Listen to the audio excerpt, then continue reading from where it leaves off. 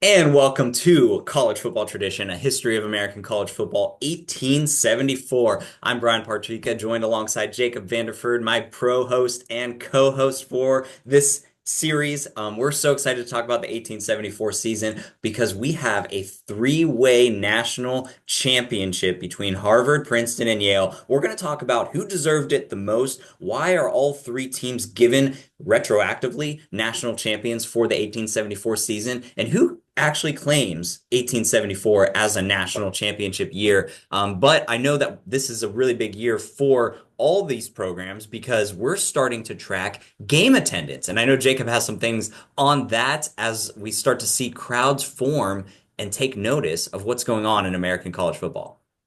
Yes, sir. So within these football games, these early rugby style football games, they kind of just gathered around in one patch of grass in a certain area of the college. People would just kind of flock to these games, see people like hitting each other and like trying to get after each other. And we're like, oh, let's check this out. It's so interesting to me how that is.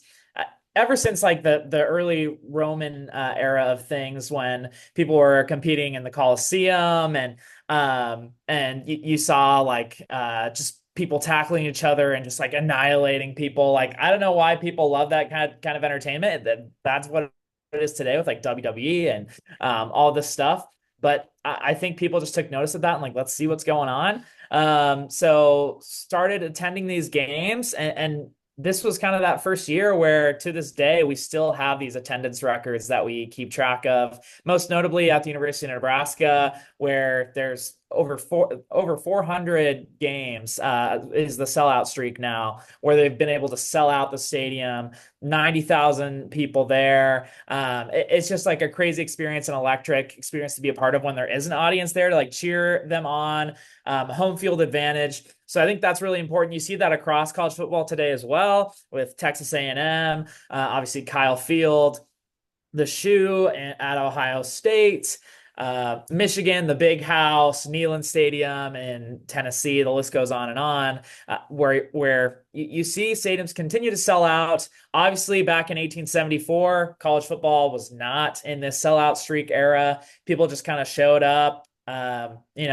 Eating their turkey legs or whatever they had for dinner at the time. We're like, let's watch some football, right?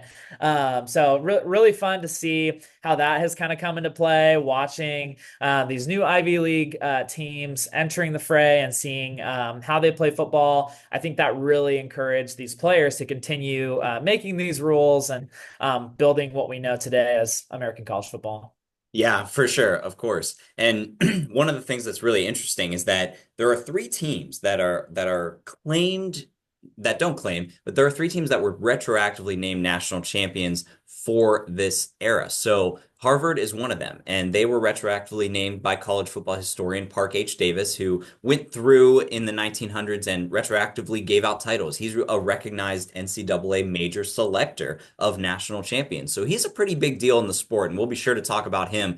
This is one of the seasons where I'm kind of curious on his mindset for why he gave Harvard a national championship claim because they play a game on October 23rd, 1874. They travel up to McGill in Montreal, Quebec, and they play How did they get there? Like, did they have cars? Like, I don't, they didn't have cars, so they were horse and buggy they, up there. Yeah. Yeah, that's crazy. this was a trek for them. So the game ended in a 0-0 tie, but Harvard scored three tries and is granted the victory for that game. So they're 1-0, right? They're 1-0.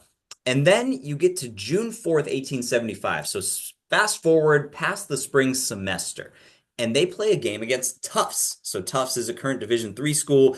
And they are, um, a big part of the early days of college football.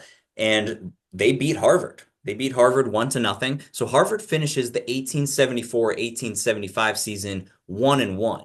And I guess Park H. Davis is kind of looking at this Harvard squad and looking at that June 4th game as, no, that's that's 1875. This is 1874, that game at McGill. So he's kind of looking at it as two separate seasons, where in today's world, we view college sports in the terms of the academic calendar. So we view August as the start, and then June, once you get to the College World Series, as really the definitive end of the college athletic season. So when I have Harvard not winning a game on US soil because they had to go up to Canada to win a game, and then they go 1-1 in the academic year with many of the same players.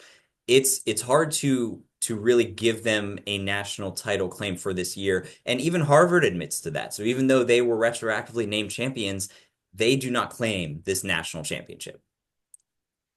Yeah, and obviously the claim national championships are Princeton and Yale. It's so interesting to look at. Princeton beat Columbia. They beat Rutgers 6-0. Obviously, a very lopsided score there in a rout. And then with Yale, they beat Stevens 6-0. Columbia 5-1. Columbia again 6-1. And again, like Yale and Princeton did not play each other this year. Why is that? I'm wondering. I would love for them to have played each other, and that would be the definitive national championship. And throughout college football, like that's been one of the things that really irks me is like, why don't these teams play one another to see who is gonna win the entire thing? And that comes down to, again, like the scheduling, like you're talking about the academic calendar, just a lot of different logistics things that go into that. But I wish there was a way that college football in these early years could have solved that issue before it got into going out west and going into more football teams across the nation. Yeah, yeah. And we really don't see until the formation of the Rose Bowl, which was the first major bowl game, we really don't see until then any type of postseason format or postseason reward, you could say, for any of these teams. And also, there was not a lot of buy-in from the staff and faculty at these institutions at the time, more so the faculty who were looking at the sport as taking away from their studies. Even though the sport was, almost a decade in at this point, well, not about half decade in, I should say, at this point, there were still a lot of clamoring amongst the faculty members about, hey, this is taking away from the studies of these young men.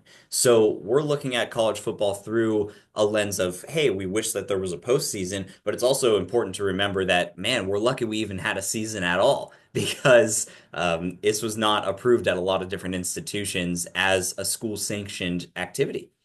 So we had Princeton and Yale. You mentioned how Princeton beat Columbia and Rutgers and how Yale beat Columbia twice and Stevens. So Princeton and Yale, they both were named national champions years later, and they both claim this national champion. If you had to pick one to just win just the overall national championship, pick one, who would it be, Jacob? I mean, I'd have to give it to Yale. I think just having 3 wins compared to 2, you kind of see that now. If a team has, if they're 13-0 compared to like 12-0 or whatever that is, they usually get the edge. So in that sense, I would have to give it to Yale, just playing more games, the trials and tribulations of the year. I also just think it would be fun to give it to them just because Princeton has won so much so far. Yeah, And I'm right. tired of them. They're like the Alabama of the 1800s. Like, let's We're give them done. something to do. They were Yeah. like the I'd say Alabama of the Yale. 1800s. Yeah. Yeah, for real. One thing I love about this season is that Stevens, the Institute of Technology, they started the year 3-0. They are a current Division 3 school, but they start this year 3-0, and it was not an easy road. They beat Columbia, then went on the road and beat Rutgers, one of the early road victories that occurred in college football. Then they beat NYU in Hoboken, New Jersey. So they're 3-0 going into this final game at Yale. And they get clobbered by Yale to end the year. But I mean, we're talking about a different national champion if Stevens could pull that one off. That's just outstanding. But because of Stevens' schedule and because they were able to beat Rutgers and beat Columbia, they give Yale a tougher strength of schedule because Yale was able to beat them and beat them badly. Because when you look at Princeton, like, yeah, it's nice that you beat Columbia and you beat Rutgers, but those are two teams that Stevens has a win against as well. So when I Yeah. see Yale's resume compared to Princeton's, I'm right there with you. Yale is the 1874 pick one national champion. I wish these two teams played that year as they were dominating everybody. Yeah, good year of college football. Looking forward to 1875, baby. Yeah, anything else on the 1874 season? We start seeing crowds, we start seeing attendance, and you mentioned how that's really trickled into today with the beginnings of tracking game attendance, even at these spring games that we're seeing going away now. But it's really just interesting to see all the different kind of excitement around the sport. Yeah, it seems like rules continue to evolve and change too. Distance between the goalposts, distance of the field, the amount of players that can play within the game as well. Just a lot of differences as the game evolves, and we're seeing that even today too with NIL coming into the fray and all these different transfer portal recruiting. That was not the case in the 1800s. Obviously, they were lucky to get enough people to even play a game. So it's so interesting how the evolution of rules, not just in college football, but I think just like in America in general, how everything kind of changes, and there's never really like a finite principle of okay, like this is college football. Like it just continues to evolve and change, which makes the game interesting, I think.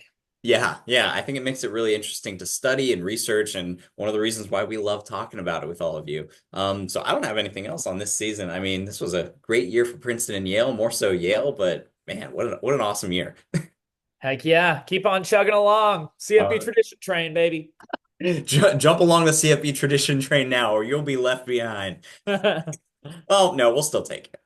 Yeah, on Spotify or Apple Podcasts. Yes, sir. Nothing else, just those two. Nothing else. But we love it. We're here for you, and we'll be continuing to talk about the 1870s as the coming weeks go on. But for Jacob Vanderford, I am Brian Partika. This is a History of American College Football.